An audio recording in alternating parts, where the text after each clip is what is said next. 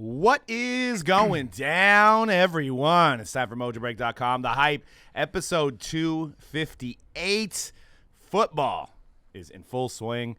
We got some stuff going on in the pipeline, and football is about to be in full swing as well. We got the World Cup around the corner. We got some new products coming out for soccer. Soccer should be on fire coming up. We've got our NFL weekly segment again, where I was right about Justin Jefferson. I'm right 2 weeks in a row, maybe 3 weeks in a row now. So we're going to see if I can get one wrong this week. But a lot to look over. Kenny Pickett, Bailey Zappe. What are these guys going to do? So we're going to have that segment coming up in the show. Jason Dominguez has a big card. Shine's involved. If you know Shine is on Instagram, he's like the best cards in the hobby, selling some of the best cards. So we're going to talk about that. Made ESPN front page. Could not believe it. Saw it. I was like, holy crap. There's a card on the front page of ESPN. But so we'll dive into that a little bit later in the show and during this week in the hobby. C-Rad, your Raiders won. You got the hat on. It was a good weekend. Oh, yeah. Ray, it was a good game. I loved it. We're going to turn it around and probably go perfect the rest of the season. So, Well, you got the Chiefs Monday nights. Oh, yeah. That's the easy one. Patty the Batty. We got through the hard one against the Broncos, who are the leaders in the AFC West. You know what I'm saying?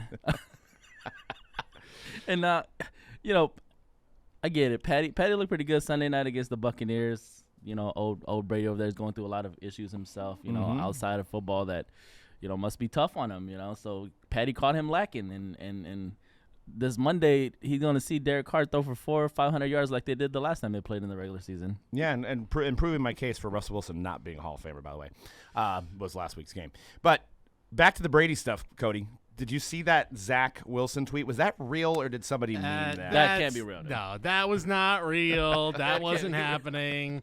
Yeah, a lot of bad off the field issues for Brady. Kind of suspected it week 1, week 2, when it just was like, look, the Bucs are winning, but like they don't look. There's no life at all on this team. They're the most lifeless looking team, and a little bit on Sunday night, I should say, but just because out of desperation, not good looking right now for the it's like Brady broke the one rule. He broke the Patriots rule of you leave 1 year too early, not 1 year too late. He somewhere Bill Belichick is saying, "What did I teach you for 20 years? You leave 1 year early, not 1 year late." Obviously, other stuff going on, so who knows? Well, I'm sure old Bill would rather have like a 10% Tom Brady right now. That'd be nice. Right now, he would take this version of Tom Brady on this year's Patriots. In 100%. Without that. And we got Dan over there, and it's a tough week over for Dan.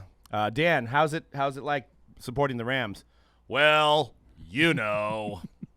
I'm now a Niner fan. Sorry that I've talked all this mess about the Niners, but you know what? I just realized that they're just a better team, and 5 Super Bowls better than 2, and I can support my local team, and I became a Niner fan now. It's the only team I don't like that's not in the Bay Area, and I really love Deebo Samuel. I hate that scrub Jalen Ramsey, and just the better team won. The better franchise won. Yeah. And I deserve to have a churro thrown at my head, because I was an unruly fan in the home stadium of the 49ers, and I got to give it up. I got to give it up to the better team. And Stanford, go. And I will be supporting the red and gold now in the quest for 6. Welcome. That does not sound like you, Dan. What? Like, whose house is this? Sounds a little under the weather today. Maybe that's what it is. Just maybe he's taking some NyQuil or something, or Dayquil. NyQuil during the day, that could do it to you, Whose house? Rams' house. Clearly the Niners' house now. So, hey, you know what? Welcome in. There's plenty of room on this big bandwagon, this big 49ers bandwagon with the saloon fund and everything. Welcome to Niner country. I knew he would come to his senses at one point.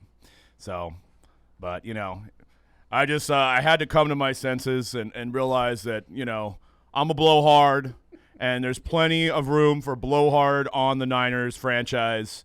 And Kyle Shanahan. He's the daddy of McVay. He's the daddy of Aaron Donald.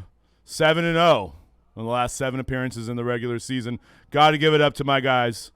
the Niners. I mean, we knew it all along that Sean McVay was secretly a Niner op, for his dad being such a huge part of the Niners' history. The McVay family, the red and gold runs deep in their DNA. So it was bound to happen, Dan. It's all good.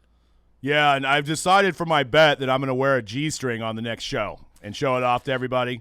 It's going to be a Niner one. That's okay. You don't need and do the hot chip challenge and put clown makeup on. I just, the bet was never decided, and I just decided that, this is how I get out of my Ram fandom. I guess whatever makes you happy. I guess in the long run, whatever gets you. Yeah. I will say, the Rams still got the important one over the Niners in the playoffs. We don't remember that one anyway. It didn't happen. What I think they're reviewing it. It's Spygate. But number 2. I know during the regular season, yeah, that's you know what I never get tired of, even though I hate the Niners too.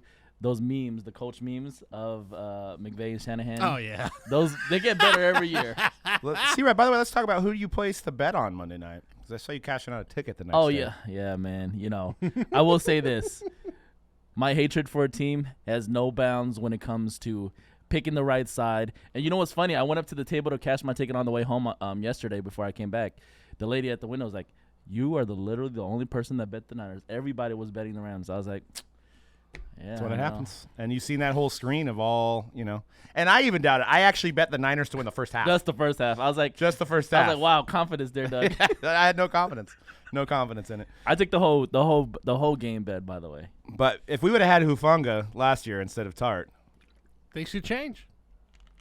Might have happened. Yeah. That's all I know. Hufanga was injured, or he just got drafted this year? He was more of a special teams player last year. He was a rookie last year. Okay. So he was just kind of the backup, and had that big play in Green Bay was the reason, the block punt, touchdown. Yep. A lot of comparisons to Troy Polamalu. I'm mentored by Troy Polamalu. I went to USC.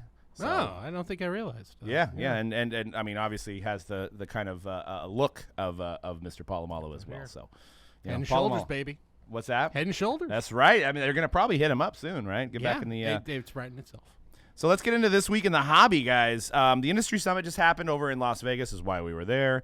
And really wasn't anything big coming out of the Industry Summit. Over the last couple of years, there really hasn't been. I think everybody thought the Panini news was going to happen. There was nobody on the list for Panini to be there. They wound up showing up. They weren't on the list. There was no Panini presentations. So, the whole rumors were kind of swirling around that the announcement was going to be made, and it didn't. So Fanatics is kind of like, and Fanatics has had a great presentation, but we all, I think that was when the room was packed, was on Monday morning, Fanatics panel at 10:30. Oh, yeah. And we sit there, and we all got duped. It's like BBCE was in the room. We all got duped because it was just talking about Fanatics Authentics, which was a great presentation. I'm not taking anything away from that. But I think we were all there. You had popcorn in hand, waiting for it to happen, and they didn't. They just talked about their memorabilia program. I mean, I kind of had insider information once I seen who was sitting on the stage. It was our sales rep for the authentic side, so I'm like, we're going to be talking about authentic memorabilia. Which actually kind of gets lost in what the whole Fanatics does. Is like, you can see Leaf jerseys, and you can see these other jerseys. Like, this stuff is legit. It is 100%. And they talked about all the game use jerseys. I think they just acquired some of the Aaron Judge gloves, from some of these home runs. They're really actively getting more game use stuff, more unique memorabilia pieces, and it was a great presentation there. But as far as any kind of rumors or gossip of anything happening, it did not happen. I would have just assumed that maybe come first of the year, it's something that's revisited and maybe the news comes out then. I know there's been some images floating around of some blog posts that are Panini products, but they're on Fanatics blogs. Seen that, so maybe it's just some development stuff that's going on. So, but I think when businesses are bought, you probably want to start off on a Q1 rather than a end of the year Q4. Plus, you guys have been in this industry or been buying cards for a long period of time. We all know that December is like there's like 79 products coming out now. There's like one for each day. Yep. So they probably like clean off the books, get some time, and we'll see what happens around January. I'm thinking. And I think, we kind of talked about it before we went on, but I think there's like, for lack of a better term, this almost like blood in the water a little bit, where everyone went there thinking, okay, here comes the big reveal. We all kind of know what's about to happen. We all can sense it. We all can feel it. So I think in a way, like, it's in their best interest to be like, you know what? If we announce this, then we're just gonna be hounded with questions. It's just gonna be stress, and that maybe we need to we hold all of the chips here, where we can play it out exactly how we want to do it, and let it go that way, rather than kind of drop a bomb there at that industry conference where everybody is waiting for it. Everybody's going to be asking questions. People might be worried, like, what's the future? What's my future? What's going to happen? And maybe, let it play out outside of that. So Right. it's less, it feels less chaotic, I guess. Yeah, that's a good point. I mean, I actually thought they were going to do that so they could get in front of it, but maybe you're right. Maybe like the overwhelming amount of questions, or am I going to get product? How does this change my product perspective now? Maybe it's not something they wanted to be in person doing. And I think a lot of the people that are on the card side really weren't at the actual summit. So it was more of let's talk about our authentics and stuff like that. And Topps has its own conference, so that's why you didn't really see any Topps news coming out of there. It's typically been a Panini, Beckett, Onyx kind of Leaf kind of industry summit, and there was no Panini this year, so there really wasn't a lot of good things. I mean, newsworthy things. There was a lot of good things for shops, learning stuff on how to not get burglarized. There was presentations on that. There was a really good presentation with James Beckett and Adam Martin from Dave and Adams, and Rob Veras of Burbank. They're talking about decades of influence. That was a good one, and it was more stuff like that. So it was kind of cool to see that stuff, but nothing really newsworthy. So World Cup, that's newsworthy.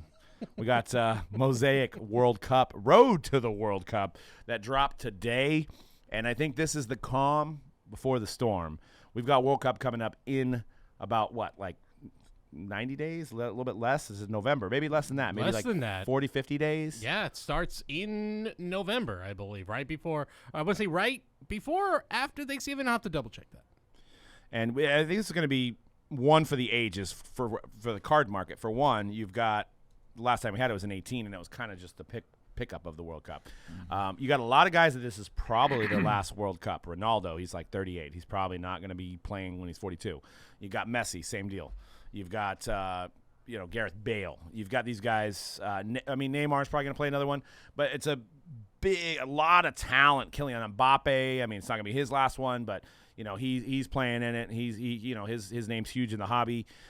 You've got a lot of guys on Japan that have really made a name for themselves.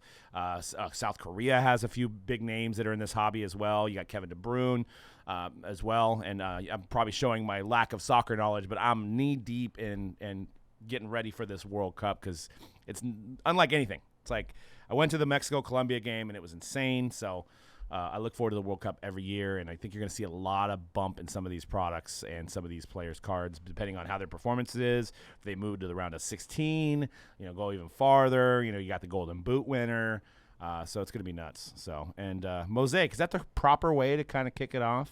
I think so. You got Prism. I kind of feel like at this point, for any of the sports, actually, I almost want to see Mosaic first. So, I think for soccer-wise, this is going to be perfect.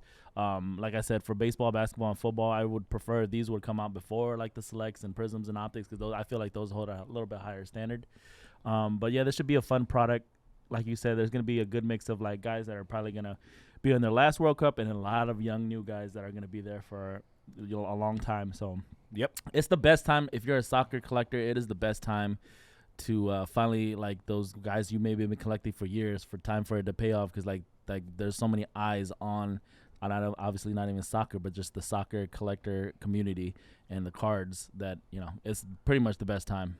Yeah, and I would look at these other releases, because that's one thing about soccer. If you don't collect soccer, there's a bunch of different sets. There's Topps has got Bundesliga, and there's a lot of crossover because these guys play in different leagues. So, or like Heung-min So, his cards have been really hot, like Obsidian and some of the other sets, and he's playing for Korea and probably the biggest name on Korea. So it's like maybe you could find him kind of cheap now in one of these sets, has a big game, Soccer's an international market. It's huge, a lot of eyeballs on it. I mean, Ronaldo has how many Instagram followers in comparison to Kim Kardashian? About, I think insane. he's at 300, 400 million overall. Yeah, this is where you have to Kim Kardashian is like what, 16 million? Something like that. Yeah.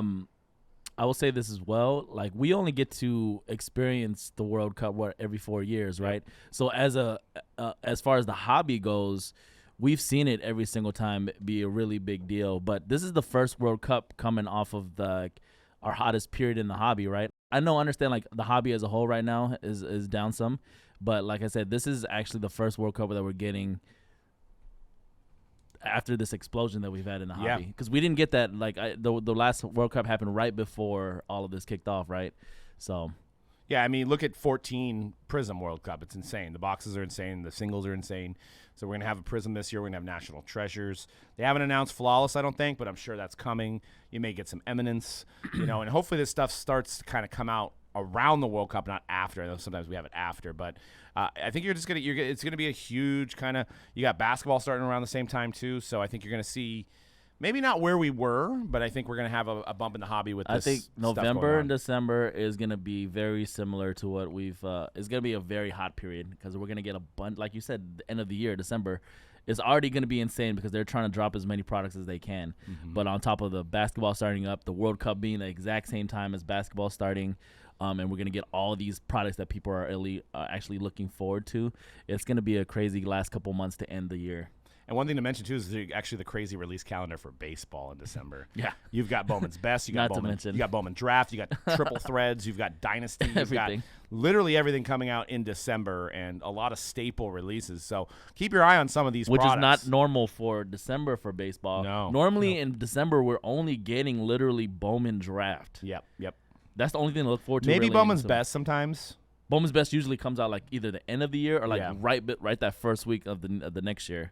But I'm very curious especially if you're a soccer collector, or you're on the cusp of like thinking about collecting soccer.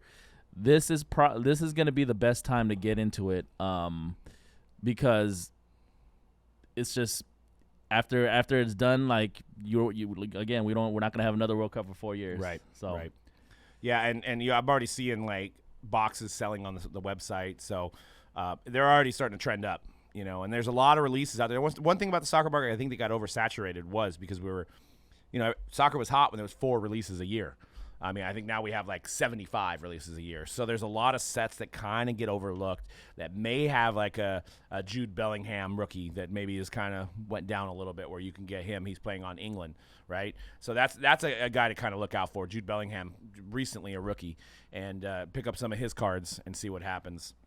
Yeah, there's also and also just looking at the calendar, the fact that November 2nd right now is the announced release date as of right now for Prism World Cup Soccer. Yeah. I mean, that could not be better timing. I do wonder how obviously there will be a soccer dip after the World Cup, just because it's the interest even around the world peaks right at that time. But what is like the best case scenario for it in the hobby to maintain its relevance, or at least maintain more relevance than it usually has? Is it really kind of like depends on, like it has to be like France wins and Mbappe has a huge tournament, something like that, right? Yeah, and I think it's maybe all the people's breakers and whoever's selling this product to really reach out and bring in collectors of soccer, because I'm sure there's a lot of diehards out there that don't collect cards, that don't understand it, maybe haven't been privy to it. I know for smaller breakers it's hard to ship international, and it does cost a lot, but if you price that into your breaks and stuff and do soccer and figure out a way to break it and get these names in the hobby, that could carry it a little bit further. But yes, obviously player performance, Kylian Mbappe, I think, is it better to, maybe this is a discussion we can have, is it better for the younger guys to have a bigger success? Because getting a Ronaldo rookie or getting a Messi rookie is almost unobtainable. Yeah, I would think so. That just it would be a great story for especially like Messi, who has really never had much international success. Ronaldo, I mean, the Portugal won the Euro. I think he got hurt in that tournament though, but about midway through. But yeah, that would be a great story there. But yeah, they're gonna need like these younger dudes to really succeed. And I also do wonder, like, because I think always the allure in the hobby for soccer, it's like, well, it's the biggest sport in the world. Like, there's secondary. If you're talking about selling car on a secondary market, you're not just limited to USA, Canada. You're talking Europe, Asia, Africa, everywhere. They all want those cards. But there is still, it feels like internationally, like the stickers still feel like they're king. So, I do wonder, like, where in terms of the hobby, in a way, it almost feels like the best thing to happen would be a deep run for the USA, because I think for a lot of these cards, I think a lot of the consumers are North American based. Well, yeah, then it would be Pulisic, right? Yeah. I mean, and they're in the group with England, Wales, and Iran. So, I mean, they should make it. They could squeak it out with England. I mean, Wales is going to be a tough opponent with Gareth Bale's on the team too. But there's like, you look at these groups, and that's what I did, is kind of plan out like, okay, who's going to make it into 16? Who's going to make it, who's going? And I'm actually kind of curious to see if there's any odds. Is there an odds-on favorite? There's got to be. There's got to be, right? There's already got to be some bets. So I'm curious to see who's going to be the favorite. But you got like young players like Joshua Kimmich from Germany. And another thing to look at when you're looking at some of these players is like what club team they play for, right? So if they're like playing for PSG, if they're playing, a big club team, they're playing for a big club team. And you look at some of these teams like, and the reason they're there is because it's in Qatar, but you look at their roster, they have no club level players, right? So you kind of say they're probably going to be out in the first round. They're in the Netherlands, Senegal, Ecuador group. So they may be able to squeak in there, but obviously Netherlands is probably going through. Yeah, go Ecuador. They don't have a really big name either. They have Jeremy Sarmiento. But, England's got Harry Kane. It's probably going to be his last World Cup. You got Mason Mount, Jude Bellingham. You've got Leo Messi, Group C, that's going to be with Poland, Mexico, and Saudi Arabia. Mexico's going to have a hard-fought battle getting through Poland and Argentina, so that's going to be tough. France is in a division with Australia, Denmark, and Tunisia, so France will probably move on, I would say. But, soccer's soccer. So. And World Cup, yeah, it's always tough with these international tournaments where it's just where 1-2 loss and then you're out of it, or 1 loss, you're out of it. By the way, the favorites, Brazil is the favorite at plus 400. Wow. France at plus 600. England at plus 700, as well as Argentina, and Spain at plus 800. Those 5 are your favorites, with Germany, Portugal, Netherlands just behind them. And just because we're an American show, so we got to say where the US of A is. Plus 10,000. Jeez. For the United States, right? So you're saying there's a chance. Just a little bit under Serbia at plus 8,000, and just above Poland at plus 12,500. So you can kind of take those odds and start looking at some players. And I mentioned Joshua Kimmich from Germany. That might be a guy. It's not going to be quite as expensive as Ronaldo, not as expensive as Messi, and might be a guy that you might want to collect and see how he does. And those first 4 or 5 teams got to make it to the second round. I mean, it would take a disaster. It would be a huge upset if any of those teams were out. So I wanted to get C-Rad. Did you see we're switching sports before we get into the Shine Jason Dominguez ESPN article. Did you see footage on Zion yesterday?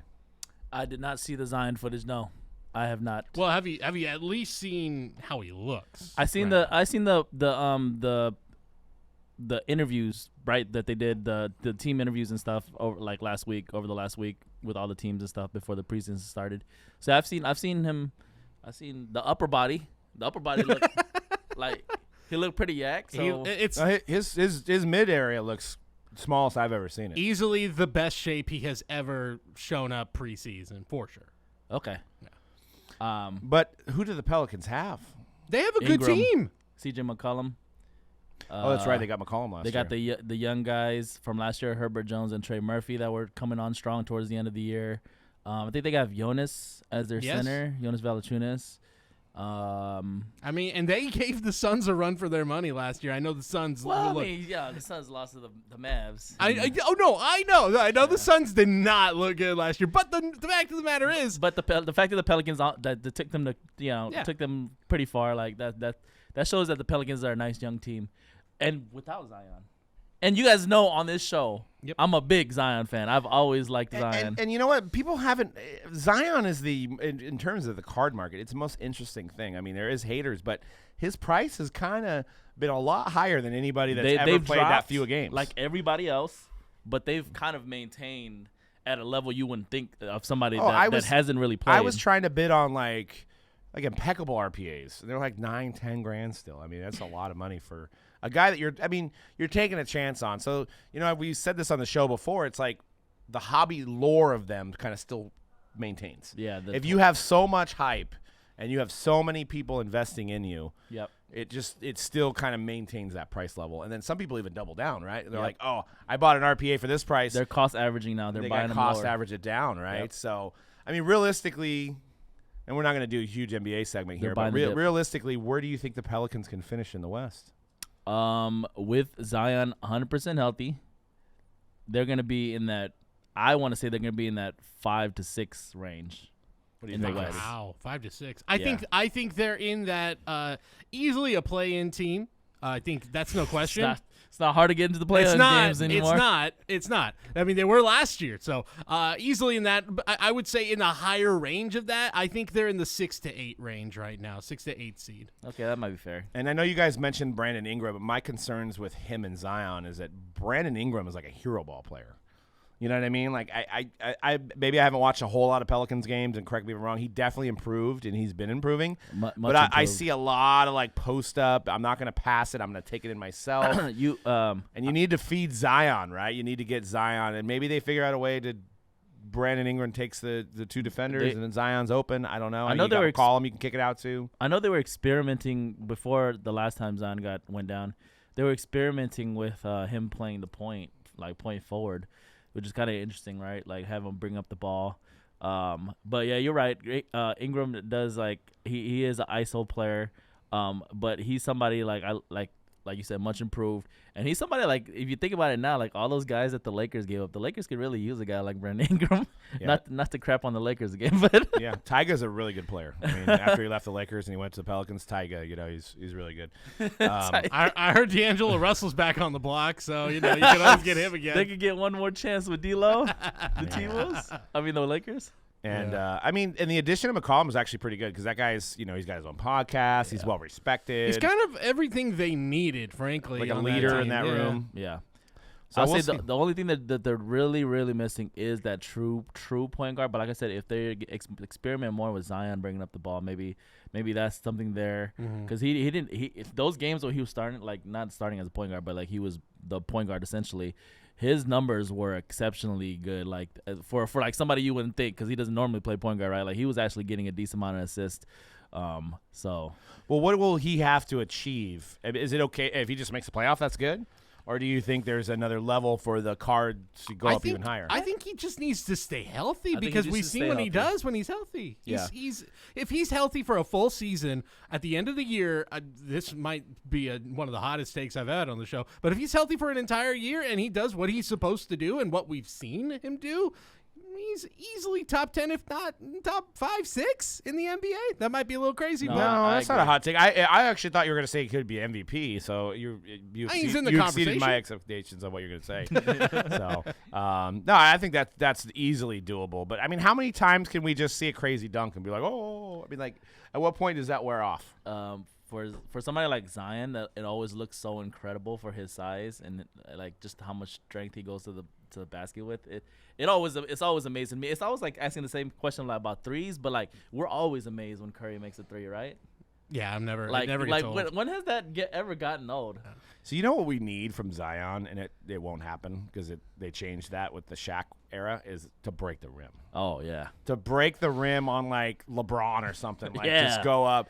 The Hell whole yeah. rim comes down. They stop the game for a half an hour. We all go crazy. And I mean, it's got to be him because this latest batch of like number 1 picks, top or guys we're all chasing in the hobby. I mean, Chet Holmgren, there's that new guy that everyone's going crazy about, who's also even taller and skinnier than Holmgren. From France, right? I wish I could tell you. He'll be the exact first name, but French player to go first overall. I yeah, believe. and people are already. they're saying he's going first next year. Yeah, there was his video went. But he's some skinny highlights like went Chet. viral. Yeah. Even skinnier and even taller than Chet. Oh, that's Yeah. scary. Yeah, I'm probably not, got some. I wouldn't put money on that one, guys. And But who like that's it. Like those guys are not capable of breaking the glass. I'm- Zion's I'm- the last hope. Yeah. Hey, I'm up. Like, I Yeah, hope who, he's. I who hope else he could stays break healthy. who but else could break the glass in the league? That's a good Maybe question. LeBron. I bet he's getting In his there. LeBron's so in his damn strong. prime. Yeah, in his prime maybe. Who else can break the rim right now? Rudy Gobert. No, no, come on, too dude. small. Rudy Too small. Gobert. Well, tall, but not wide enough, I guess. Yeah. Yeah, they're gone. Somebody that dunks with strength, like honestly, Zion. And I know the comments are gonna kill us. There's probably way more guys that could I know. We'll dunk have with to that think about ferocity, it. but I know it's like Larry Johnson type, right? I know who, but he's a little too small. Kenny Lofton Jr. Oh yeah, there you go. That's my guy. Yeah, love yeah. him. Yeah, he's a big guy. He's a big boy. I What was like it? him. Big Baby back in the day. Oh yeah, back in the day, Big Baby. He never dunked with ferocity though. Whereas Lofton, I could see him like he gets up there. I could see him really throwing it down. What about I liked Jalen? him. What about Jalen Green? I think he's too small. Too small. Yeah, too small. Yeah. Too small.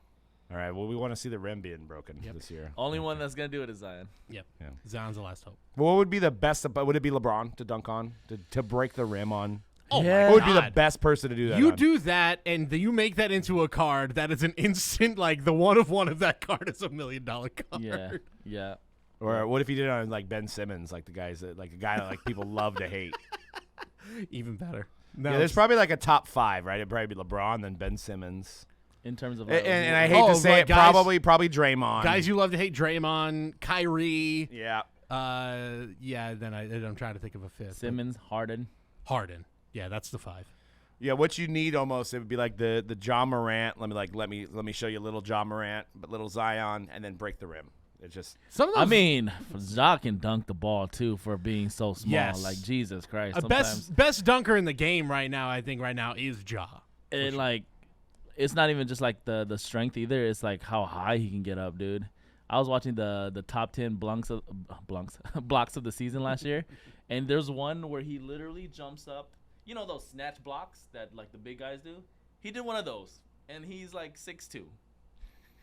He jumped up there. He grabbed the whole ball. This guy was like either trying to. who was this?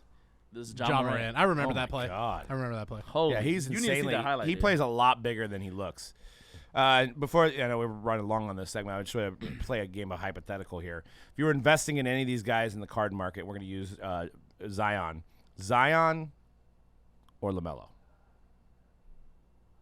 It's not even a question for me. It's Zion. Wow, It's easily Zion. Zion. Like, especially because last year, like, it took until like March or April of last year for him to be at the same level as Ja Morant after Ja Morant had a near MVP season. That's how much people believe in this guy. And I think when he's healthy, he is that Well, guy. how about Zion? I mean, this is the same rookie year, which is insane. You should buy up 1920 if you can find it at a good price. Probably not. But Zion versus Ja, who are you investing in? Is it the hype, the unforeseen? We haven't seen Zion that's gonna push him past Ja. That is a very tough question because I love Ja a lot, and he's already proven to us he's one of the most exciting young players in the NBA and one of the best young players in the NBA, one of the best players in the NBA in general already. But God, Zion. God, we is just so, wiped away the injury history, didn't we? Dude, yeah, dude. We just forgot about it. We forgot about the. It's like, we forgot about the Gatorade commercial of how he had a little you know like why? extra pounds. It's kind of like what you talked to about like the hype. You know, the hype is really what it's all about because when he came in, like he had the biggest hype out of any rookie in the last 2 decades, since LeBron. Since LeBron. So then we can't even go into like Cade or any of that, right? There's not anybody. Zion. I mean, what Zion, Luka for you Luka lovers? Well, Luka I'll Zion. say this with Ja versus Zion because I've been on Team Ja for a while. If I could give Zion a magic elixir to make sure he never gets injured again, I'd probably go Zion. But because injuries are still a problem, and I've seen what we've seen with Ja, I'm going to go with Ja. And even if they're both healthy for their whole careers, there's not that much separating them. I think Ja is really, really good. Is it even close with Trae Young and Zion? It's not even close then, you guys, right? Zion. Jeez, but Luka, Trae's right? proven more in my book. I might lean Trae and Luka. I feel like there. Because Luka's a bigger hobby unicorn. Trae is probably the most underrated out of all the guys we just mentioned. He just doesn't sell for whatever reason. Yeah. I mean, he sells, but not probably what he should. Yeah. I'll say the thing about Zion and Luka is that they're still with how much Zion has gone down because of his injuries, and Luka has been able to play all these years and showcase himself, and finally make it out the first round. Luka's already he's already a lot more expensive than Zion. Yeah. So there's more ceiling on the Zions, right? In terms of the card market, where if you buy into Luka, it's like, I know that everything's down too. Luka's down as well, but you talking about Zion are still expensive. Luka's still very expensive to purchase. Well, let's pivot into a guy that has all the cards that we've talked about. He has both of those guys, one-on-ones probably. I believe he has some of the best Zion RPAs that are on the market. He has a bunch of good exquisite Jordan cards. We're talking about Shine. Made the front page of ESPN with his one-of-one Dominguez, which was a kind of a weird pivot by ESPN during this Aaron Judge talk. Was it, Cody? What do you think? It was like, oh, that's the next guy coming up. Like we've already moved past Aaron Judge. I think it was more like, in a way, sort of to show people, like, because it does mention in the article that the Judge Superfractor sold for $100,000 less than the Jason Dominguez Superfractor.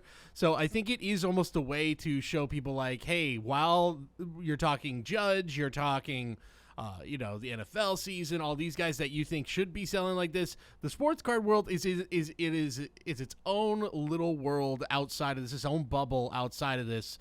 And I think part of it too was about speculation about the economy and the sports card market in general, as we're reaching this point of, like, isn't this wild that as we're approaching the big R word recession, probably, knock on wood, that this guy is spending $500,000 on a guy who is not a guarantee. So I think it's more just kind of like taking us behind the scenes of, like, while you're all enjoying this guy is doing these guys and this guy are doing this. And I would say it doesn't cast it in a big it doesn't cast everyone in the same light. He is almost described as an outlier, as making this huge investment. And I think we all kind of thought that too, because this was bought in February or March this year. Yeah, so it always felt like it was an outlier to begin with, and I think this kind of shows it, but also takes us behind the scenes of, like,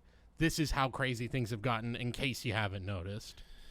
And what were some of the key points to take away from this Pitbull article? I mean, Shine, sorry. That's Mr. Worldwide right there. No, that's hey, that's right. a compliment. That's right. A compliment. To me, just one, a lot of Ken Golden mentions. Ken Golden featured heavily in it. Guy's been in the news a little bit lately.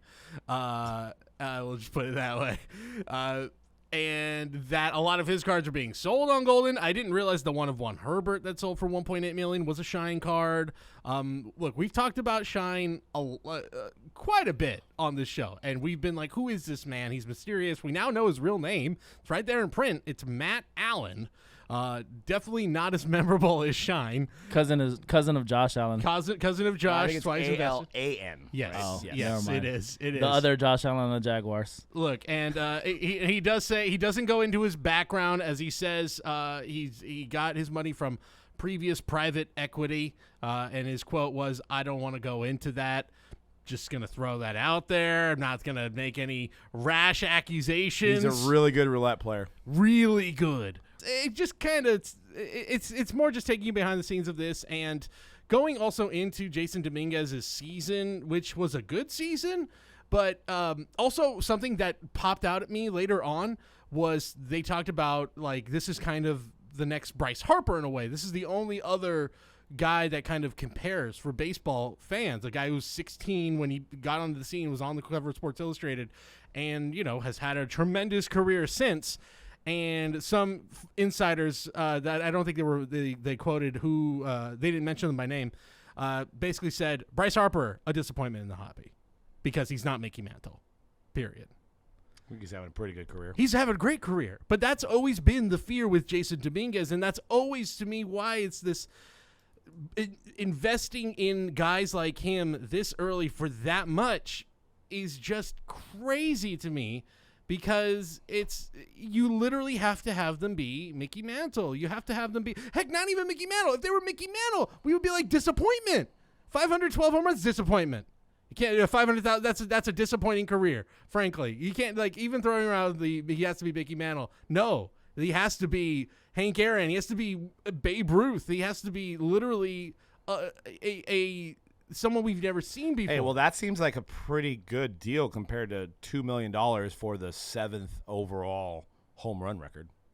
Right, exactly. 62 home runs. Like, you didn't even make the top 5. No, it's number 7. I mean, yeah, number 7 overall for Aaron Judge. Congratulations. I mean, that's a lot. The $2 million. I mean, well, for one, the guy caught a $2 million. Like, we're talking about the baseball. Yeah, we're talking. Yeah, about I'm saying $500,000 actually seems like a pretty good deal. Besides somebody paying $2 million for the 7th place home run leader. It says 7, might be 8. I don't know, 9. 7th all time. 7th all time, and he's locked into that. He did not play on the season finale today as we're recording this. Aaron Judge, 62. Guy jumped to his, who knows? I don't know. All I could think about was that dude who thought the best strategy was, I'm just going to jump out of the stands and into this dark pit below. No. And hope for the best, and hope that the guy drops the ball, and then it's mine. But that was pretty smart thinking because he's seen the trajectory of the ball probably wasn't heading his way. I mean, smart if it's like unless he broke his leg. I don't know. Right? Is it like a 10-foot drop? I don't know. I don't know. Yeah, you see the ball in the air, and then this guy drops down into where the bullpen is. Immediately, without hesitation, he sees the ball go in the air and goes, wee! That had to been, but that had to been like that was the plan. Yeah, I was gonna say that was premeditated. If it's not directly towards me, the plan is if it's not directly towards me, but it's close to me, jump. Would have looked like the smartest man alive if it would have worked out, though, right? Sure. He went after his $2 million, man. You got to respect that. Yeah, I mean, those the medical bills will be nothing compared to those $2 million. I mean, he kind of like, put it all on a roulette number, right? Yep. There's a 1 in 36 chance of getting it, but, maybe a little bit harder. Which, by the way, kind of going back onto the Shine stuff, did you happen to also see, I think they mentioned he had the 1-of-1 Herbert. That was $1.8 million. The Joe Burrow, I believe a 1-of-1 Joe Burrow last week sold for $1.7 million as well. It was another shield, yeah. Herbert sold more for Burrow. Let's clear the air there. Herbert so there's sold obviously for a king of 2020. Same NT flame flawless. Yep. Some NT RPA. Both NT 1-1 shield. Somebody paid more for Sherbert. Yes, which rightfully so. By a point one. By point one. By what? $100,000. Yeah, I mean, wow, that's a lot of money. $100,000. Obviously, there's a guy that's better than the other guy. So, right, Cody? You better believe it. Go Bolts. Bolts up, baby. Let's see them get to the Super Bowl at least, and then we can talk, I guess. But it's always interesting just to see like how the sort of mainstream sports world perceives and reacts to this sort of stuff, because when you kind of have to take a step back and you go, well, you paid $500,000 for a guy for a teenager, a teenager's baseball card. It sounds insane, and it does, especially if you're not in this hobby. I mean, right. It's insane for people in the hobby. Yes. But it's pretty crazy. One more thing now I'm like locked into this whole $2 million catch. It's crazy. What would happen if like he caught it and somebody hit it out of his glove and then somebody else got it? Right? There's all these hypotheticals. Well, we know that. Remember Bonds' 73rd. The two guys had to go to court, and they split the money in half, basically. But what if like 3 or 4 guys touched it and it rolled around? You know what I mean? Like it was clean and it happened. And then I'm thinking, to add to this, how does the guy like does he walk around, make sure it's like because he could have had a ball in his pocket too, right? He could have been like, whoop. I mean, I think they were probably all marked, I'm assuming, because it's a big day, right? They probably had a serial number on these ones. That's why they had to instantly authenticate it, didn't right, but how do you do that? You're like, well, they're also the all the balls, every ball that was thrown to Judge after 60, once he hit 59, every ball thrown to him were different. They had different serial numbers on them, so they knew that it was the ball. I mean, he was going to have to show his ball the whole time, right? I mean, it's like, how do you, you go from getting into the parking lot? I mean, he probably got escorted out, right? Yeah, I'm like, security, absolutely. Because I'm like, if he's leaving, how does there no switcheroo happen where he's like, I'll sell you this for $2 million, but and he seems like a legit guy. Probably didn't have that intention, but I'm just saying, hypothetically, we're in the memorabilia industry. A lot of things happen. Like, how do we prove that ball that he caught was the same exact ball that Aaron Judge hit? I'm sure Fanatics was going like, hey, memorabilia is the thing, because look at what's about to happen with Aaron Judge. And they're absolutely right. Like I think that's another thing that getting caught up at the sports card world, we forget that maybe not forget, that's maybe not the right word, but sometimes we can take for granted that stuff, like game use stuff, like balls and bats and footballs and gloves and jerseys, like, that's the stuff that people like look at, like, wow, that was actually worn in Joe Namath's final game or something like that. I think that's the stuff that to a mainstream audience really kind of is an eye-popping, like, wow, that's a showstopper. But you know what? The hard part of memorabilia is always go back to the fact that you have to have a place to show it off, right? So it's a little bit less accessible for somebody that's maybe, like, especially living out here, you live in a condo or something, you don't have a lot of wall space. I mean, my wife wouldn't let me put any memorabilia up in my house. I'd have to have a special room for it, and, so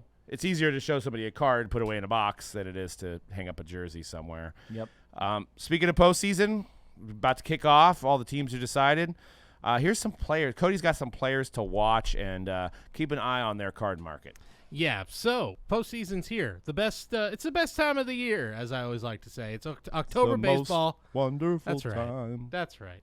And I think there's a few guys to keep an eye on this postseason. Some of the obvious names: Aaron Judge, Superfractor, Bowman, first Bowman auto. I think at this point, is it crazy to say? I don't know whatever that guy who owns it or the person who owns it decides to do with it, but to not sell it this offseason seems crazy to me, because I think that's probably going to fetch at least $1 million at this point. You would think, yeah. Yeah.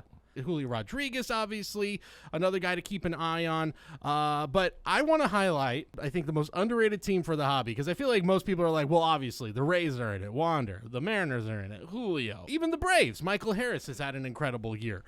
But to me, I think the most interesting team, if you're looking for like an investment opportunity at a good price that's not going to break the bank, is the Cleveland Guardians. The team that you probably... Wait, which team? The Cleveland Guardians. Yeah, Never that team. That team. Yes, they changed their name, and suddenly they're the best team in the American League Isn't that Central. the team that Charlie Sheen played on? That's the well, it went by a different name back in the day, but yes, that's the team. This is the youngest team in baseball. I want to say they had the most rookies debut on this team. They bet on these young guys. They gave Jose Ramirez a big contract, and they won the division. They had some of the best performing rookies all year long. Oscar Gonzalez batted .320 with a .354 on-base percentage. In his last 30 games, had a great season. I think he was like third among qualified rookies in OPS. He's 24 years old. Stephen Kwan, pride of Los Gatos, pride of the South Bay. That's right. Nice. That's our guy. I actually talked about him beginning of the season. Yeah, we did. I was like, Stephen Kwan. He has like 10 hits in his last 11 at bats. Isn't this crazy? Apparently doesn't have a first Bowman, though, no? He doesn't have a first Bowman. That's Nope. the crazy thing. I don't ever recall hitting a first of Stephen Kwan anything. No. Well, and Oscar Gonzalez is one of those guys, because it's been 2 years, almost 3 years since that product came out, where you're like, let me go back to my box. You know what I mean? Like, Yep.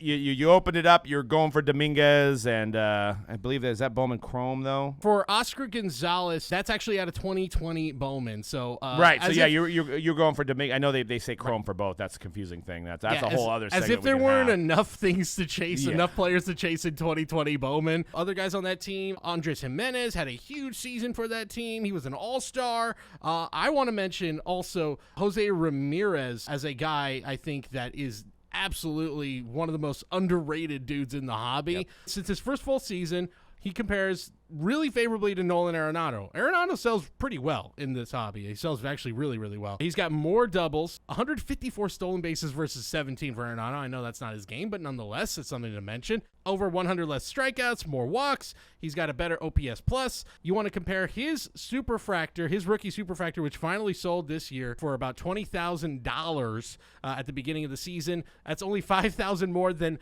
Arenado's orange first Bowman at BGS 9.510. I don't think there's Bowman autos of Jose Ramirez, which has kind of always held him back, I think, in the hobby. But I think he's, like, the track record to me speaks for itself.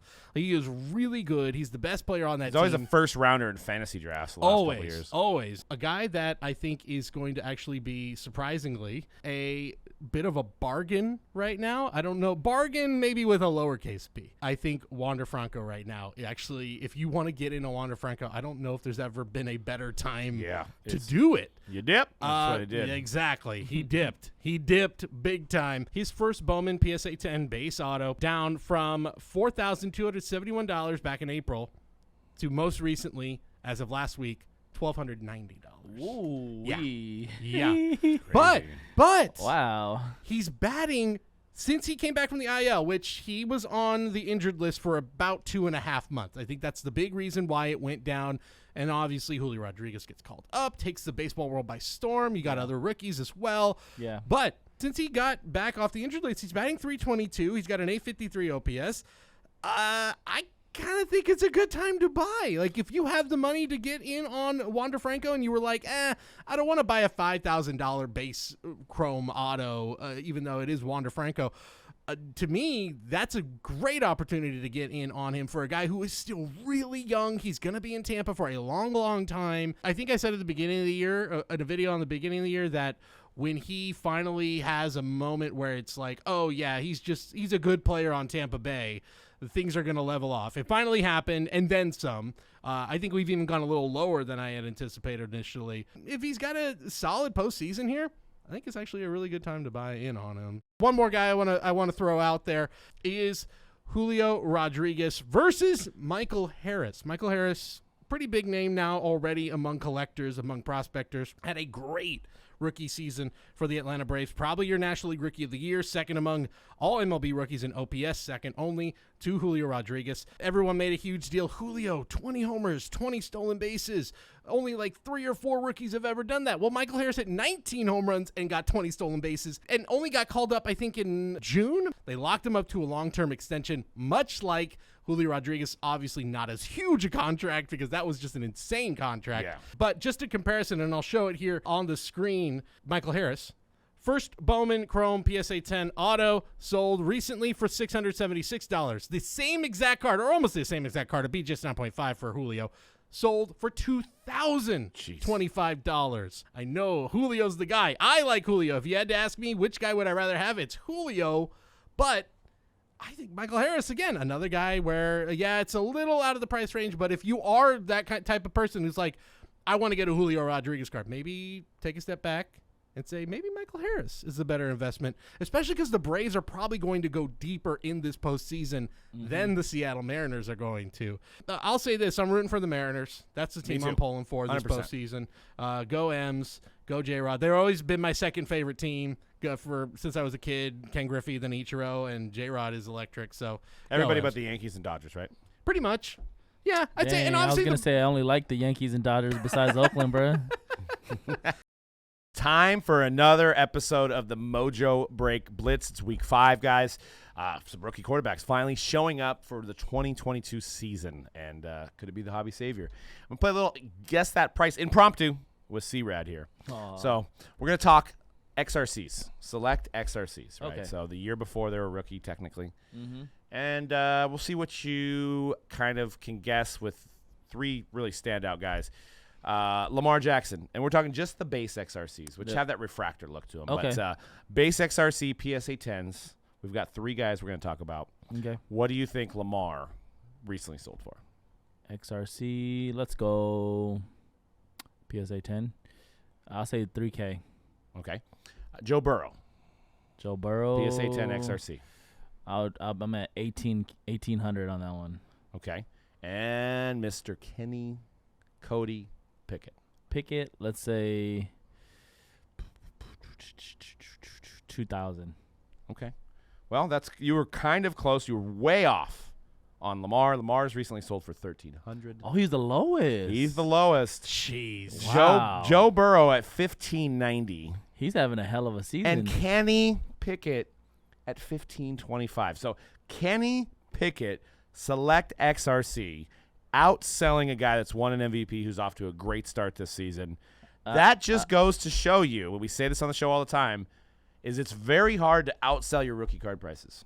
Yep. Your rookie year, I should 100%. say. And the year you're a rookie. And I'm guessing this had to be before Sunday, though.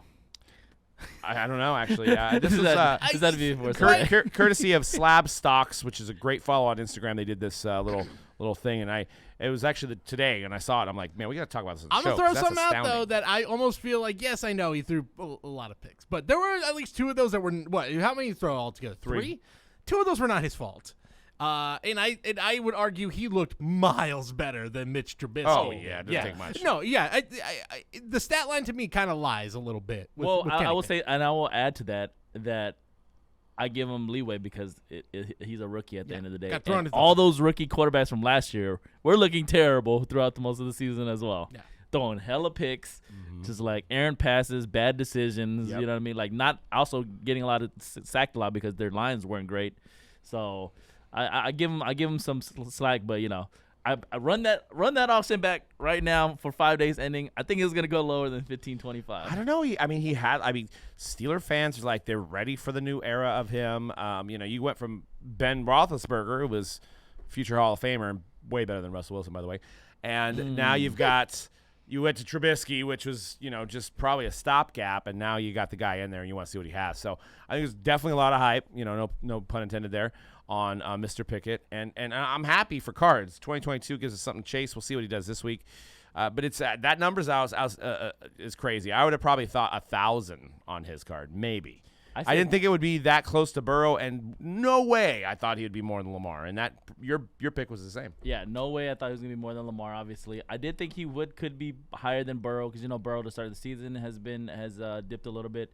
But I just picked up more. I said 2,000 for him because I was like I felt like he would sell for a little bit more than Burrow, but I mean they're pretty close. So I think it's also like the right guy in the right place at the right time for Kenny Pickett, like a guy from Pitt taking the reins the moment that Ben Roethlisberger calls it a career and becomes the starting quarterback of the Pittsburgh Steelers. And I think Steelers are one of those teams that they are just like a nation. Like they have fans everywhere across the nation and collectors. I think they do pretty well. So I think that Kenny Pickett, it doesn't shock me a ton. Maybe not this high, but I kind of had a feeling the moment he was going to get in, no matter what happened, his stuff was going to go up, and he was going to be the one guy who was going to be on the level of these recent QBs. Now, if you look over the last 10 years of rookie quarterbacks, how many guys have actually exceeded their rookie year pricing? There's only one, right? Maybe Patrick. Probably it. So the last 10 years though. Does Russ fit into that 10-year window or no? I think he sold higher. 2012 is way in the Wayback Machine, right. So maybe he didn't because there wasn't as many people collecting. That was the only other guy. Maybe Josh Allen. Allen. I think Allen. Sure. Allen has gone up. Allen, yeah, he's selling for way more than he did his rookie season. But am I wrong to say that Burrow and Herbert sold for more after their rookie season? We'd have to look at the numbers. A lot of their biggest rookie cards have been selling within the last year. So True. It's kind of hard to say. I guess it is card specific, but probably something like this. Like if we're just talking about an XRC, then you're right. Or like a Prism, something that's like a Prism Silver. Something that's not numbered and not as rare, right? Yeah. So it seems like the hobby's almost shifted to the high dollar cards being the rare, whether you're only going to have it, But it's pretty crazy to think about that. You're 10% of the guys that get drafted go up. Yep. So you're just almost and people collect and they don't sell, and that's awesome. That money doesn't matter at that point. But if you are collecting to flip or sell, there's almost no reason to hold Mac Jones, Trevor Lawrence beyond their rookie year. It's almost already too late. Or at least sell right before the next. Look at Mac Jones. There's no way he could be selling more than he was last year. You have to really be confident that those guys, because I think Burrow and Herbert are an exception where one guy. Herbert got better in year 2, and Burrow went to the Super Bowl in year 2. Both of them got exceptionally better, and I think the big sales have been since year 2. Yeah. But again, you have to be so confident. They're probably the exception. Yeah. To the rule. Yeah. You have to be incredibly confident that those guys, because Kyler's gone down. I'm sure. I was gonna say, yeah. Just take an example of we had a bunch of quarterback rookies in 2018, obviously, too, with Lamar and Josh. The people that were bidding on Josh Allen, because he was expensive in 2018, but not he wasn't Baker. He wasn't the most. No, it was Baker. He was nowhere near the highest. I remember people were collecting him at at reasonable prices, all his stuff all year long. So if those guys that were into Allen 18, that has paid off big for them. Yeah. Right. So like you said, you have to. you got to be really confident in your guy. And those guys that were collecting Allen in 18, they were confident in him, and it paid off for them. Remember how bad Josh Allen used to look, by the way? That's like anytime anyone's like, oh, Yeah, 'cause no, this QB. Buffalo's pretty. That playoff game against Houston, the first time the Buffalo went back to the playoffs, I was like, why? Like, what are they doing? What are we doing here with Josh Allen? Like, they can't really think this guy's the future. He looked so bad in that game. And it's night and day now. If I recall, he wasn't one of the guys we interviewed, right? And for that draft. No, it was Darnold. Yeah. Because they kind of split up the top guys. I remember Josh Allen was right in front of me when I was entering. I think Darnold. We were opening up packs, and then I opened up a pack and it had a Josh Allen auto. I was like, Josh Allen, and he looks back like, why'd you just call me, bro? I was like, oh no, I just hit your car, dude. Oh, that's cool. That's awesome. That's a good moment. Now, I know you got your slide here with the week 4 stars, and there's actually some interesting characters, guys, that are probably not really collected as much as we just talked about. You know, you had T.J. Hawkinson with, I think, the biggest Lion tight end game of all time. That's right. Yard-wise. Not that I know anything about it, for fantasy-wise, but that's right. Oh, I know. Cody whooped me. I mean, it wasn't even close. I like being beat that bad because then there's not, like, if I got a guy playing Sunday night, it doesn't matter. I don't have to watch. I don't have to pay attention. There's almost no pressure at that point. Yeah. It was 100-point. I think it was 100-point victory. 40-point day for Mr. T.J. Hawkinson. Oh, wow. Going to count on that for the rest of the season. That's for sure. Yep, that's going to happen every single week. But you know what else on the flip side of things? Dan. How about Dan played me in the other league, and what'd you do, Dan? I left him on the bench. I left Hawkinson on the bench, and I started Kyle Pitts because he's clearly the better tight end. But I don't know football. That's why I'm a Niner fan now. Yeah, Kyle Pitts has been Kyle Pitts, one of the rare tight ends that I think the hobby was starting to not like investing like crazy, but enough there are people talented, very talented, and he has just not shown up. At all. TJ's not gonna do that every week. Do you want to trade? I have Kyle Pitts. I'm good. I'll trade you. I think I'm good. You know why I'm good? Because I am at the point where I'm like, Jared Goff is not the problem in Detroit.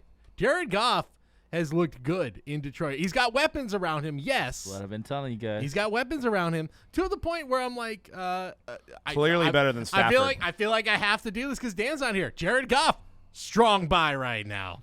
Solid buy on Jared Goff right now. I didn't watch the New York game, but did they run out of quarterbacks and they had Saquon taking wildcat snaps at the end of the game, I heard? I think they did. Dude, Saquon is having like a bit of a renaissance here right now. Is he? What's his contract? 2018 rookie as well. He is. Yeah, that's right. 2018 rookie. What's his contract? Is he expiring at the end of the year? Well, he would have already.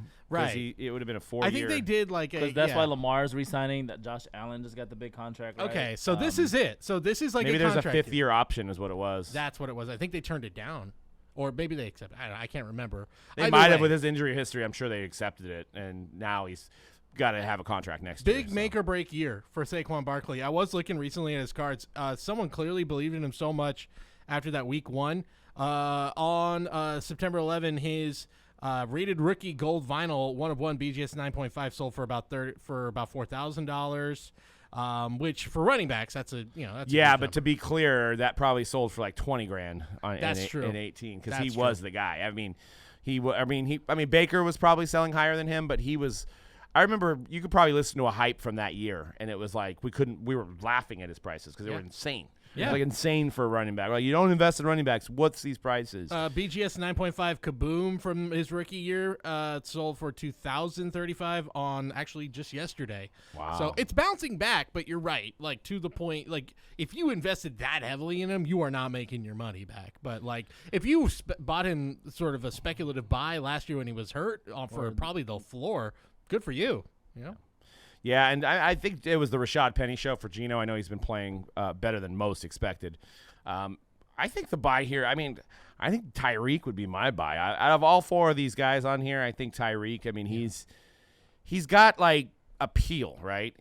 He's got, like, flashiness. He's got, like T.J. Hawkinson doesn't have a lot of flash. I mean, I love George Kittle, kind of the same boat. Obviously, T.J. Hawkinson's not an incredible one-game performance. That's incredible one-game performance. But even if Saquon got flash, he got style. That's true. Out of these 2 guys, I think those are the 2 guys to pay attention. I think Geno Smith, 2013 rookie class, is so far away. It's just, it's just not. Anyone want to take a let's do a little impromptu guess that price with you guys right now. This on October 3rd, he's numbered to 49, BGS 9.5, NT RPA sold. How much do you think it sold for? Um, On the day that he beat the Lions and had a huge day. $700. $1,500. $1,900. Jesus. Someone I paid. win. Someone I'm still the king of guess that price. in the year 2022, count. somebody paid nearly $2,000 for a Geno Smith Good RPA. stuff, We all good got stuff, duped. Gino. Good We stuff. all got duped. It's not Russell Wilson. It's Geno Smith. Do you like Tyreek even with the whole quarterback controversy over there? The guy's just so fast, man. He's That just- incredibly fast. Will Teddy B find him? Teddy B looked really good. He I mean, looked Not, all not too right. bad. Yeah, he didn't look But bad. man, but now he's got a full week of knowing he's going to be the starter. I think he's a top tier backup in the league. Him and Jimmy Garoppolo. Yeah, top he's tier a pretty good backups. backup. he is a good backup. My heart hurts for Tua, man. Like, Yeah. finally, I it seemed know. like it was happening. The doctor got fired. Sounds like. So just a bad. That's like when situation, Brian man. Hoyer. I mean, I don't know how extent Brian Hoyer's injury, but I'm sure it was like when he went down. They're like, out of the game, Matt. No question. It's we don't want this. It's Yeah, too fresh. you know, every team was on edge this week. If there was like just a glimmer of a concussion, it was you're out for the game. You You're out hate, for the year. You hate to be that conspiracy theorist, but yeah, like my initial and again, the NFL hasn't built enough trust with this type of stuff with concussions and all that I can full on accept like, oh yeah, they did everything in their power to make sure Tua was okay. Like, no, there's still a part of me that's like, was there someone who was like the old rub some dirt on it and get back out there, and then look what happened on Thursday night. So I don't know.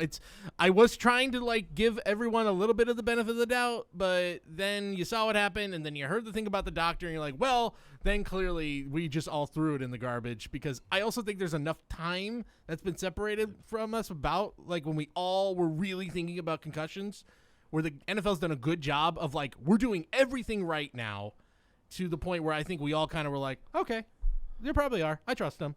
Yeah. And now we're all back again like, oh, wait a minute. It is, especially when it's a guy like Tua's size getting knocked down by guys who are way bigger than him. These guys are getting bigger every year. I mean, Yeah. it's a collision course. What about our picks this week?